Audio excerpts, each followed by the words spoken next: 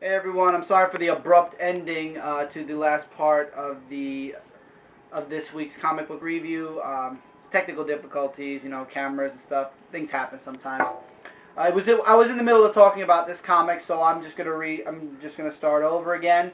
The next comic I'm going to be doing is Siege #1, the next big event to hit Marvel Comics, and wow, Wow. it was a doozy. Gosh, that. It was a doozy. I have one complaint though. For all the months that Marvel has been advertising the first 4 pages, right? You have the first 4 pages are all we've seen it, so we could just skip those first 4 pages. You have a little bit of story, which really feels like more along the lines of like a backup story or a prequel. Then when it gets really good, when you actually feel like you're getting into the story, to be continued. And then after that, you have A Cup of Joe, which basically is Joe Quesada telling you all the events that led up to this, from Avengers Disassemble all the way to now. Then after that, you get Norman Osborn's Invade Asgard plan. And then after that, you get 5 pages of the Fall of the Hulks. So you basically pay $4 for a prequel and maybe 4 or 5 pages of the actual story, and then a little bit of background stuff. For a first part, I think that's terrible, bad, selling, because this is going to be selling. This part sells Siege. The first part of anything sells the comic book, and if I didn't know how important Siege was to the, well, not how important, it's really not important, but if I didn't know how big of an event it was, I would have said this is shit and goodbye. But I know that it is a pendulum, it's going to lead the way into the new heroic age of the Marvel Universe. I would like to just dismantle any rumors that have been going around about Siege. Siege is not going to bring the Marvel Universe back to the way it was in the 90s.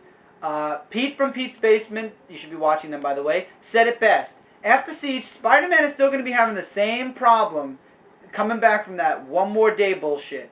The only thing I see Siege actually doing is reuniting the Avengers, knocking Norman Osborn off his throne and back into the status of a supervillain, and possibly getting rid of the Superhero Registration Act. And then the heroes come back, and the villains basically won't be portraying the heroes anymore. So that's all I see Siege doing. If it does more than that, I'll be surprised, but I doubt it is. Siege is not going to reboot the Marvel Universe. It is just going to take it back up a notch. It's going to bring it back to a average status quo. It's going to be it's going to take about a good year or two before the Marvel Universe is back to the way it was and past all this Civil War, Siege nonsense. So yeah. Now let's get into the comic itself. Siege Part 1. For those of you who are into comics like me know, Siege was going to be a very big event. Norman Osborn and Loki make up a plan so that Norman Osborn has the right, or at least in his mind the right, to invade Asgard. Basically, Volstagg, who is, if you haven't been looking at the previews, I don't know why you haven't, if you're a comic book fan, but this is Volstagg. He uses Volstagg, and basically there's a huge explosion in a Chicago stadium, and Volstagg is right dead center in the middle of that, putting him right in harm's way. Basically blaming the Asgardians for all the trouble that's been going on. So Norman Osborn, without even getting permission from the President of the United States, says, we're going to war with Asgard. And you see everyone is against that. So, to get everyone on board, he tells his Avengers, you all are villains. We all know that. Do this for me. Help me invade Asgard and get rid of it and destroy it. And you are pardoned. You don't have to be Avengers anymore. So basically, all they have to do is this one last big mission, succeed, and they don't have to be Avengers anymore. And you know all of them aren't going to want to be Avengers anymore. They just want to be pardoned and left alone so they can become supervillains again. So in the end, basically, they all agree. Even Ares, you see Ares say, if you're lying to me and they aren't going to war with Earth, I will personally kill you. To put it in a nice way. Read the comic and you'll see really what he said. So that's all the backup story. Now we get into the actual story. Sentry's the first hit. Asgard goes under attack, and Norman Osborn and the New Avengers declare war on them. You see a one-page of the President talking to Miss Hand, and he's not happy because Norman Osborn said, "I don't care what the President says, I'm going." And the President's like, "I want to talk to Norman Osborn." "What do you mean he's invading Asgard already? This is bullshit. I never gave the authority. On whose authority is he doing this, etc., etc." And basically, in the end, he says what we all have been predicting from day one. He's out of control. So Thor finds out, Donald Blake at the time, finds out that the Dark Avengers are invading Asgard and looking to take down Asgard.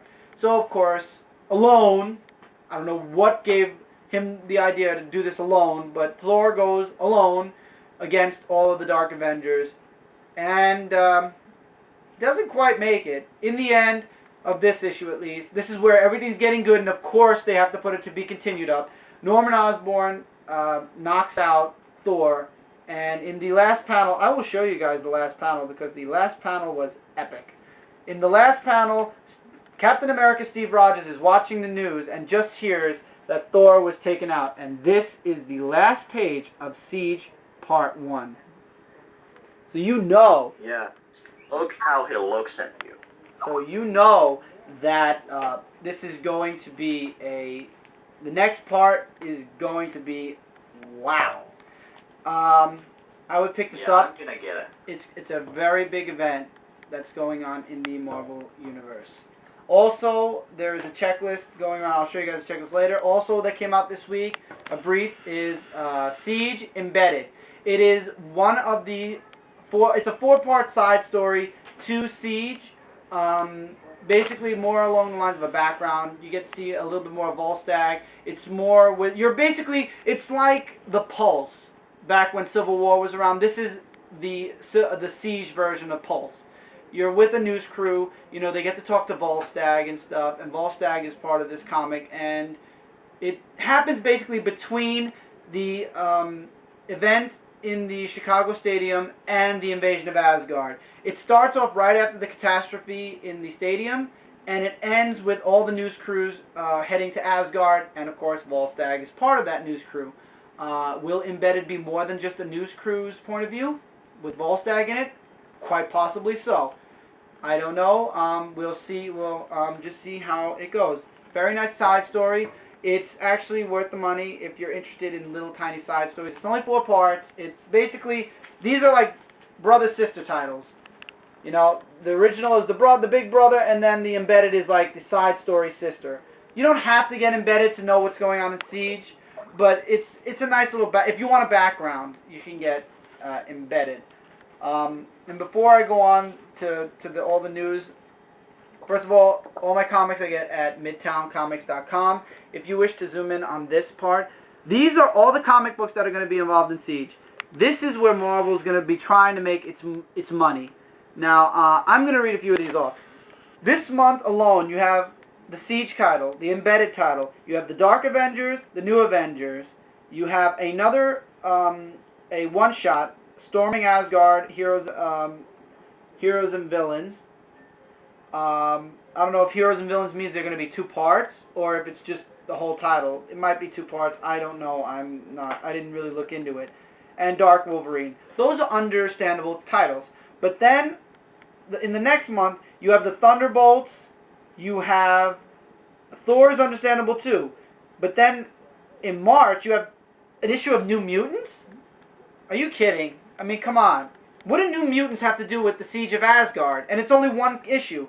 I'm sorry, guys. I will not be picking up every single title that has a tie into Siege. I will be getting all the Avenger titles. I will be getting the Initiative. I'll be getting Dark Wolverine because I've been collecting Wolverine. And I'll be getting Thor, which is another part of the news, which we'll get into in a second. I will not be doing any Thunderbolts or any New Mutants. And with that, I'm getting the Jurassic Finger. So we'll come back and we'll talk about all the news that's going on in the comic book world and wrap it up. I'll see you guys in the last part.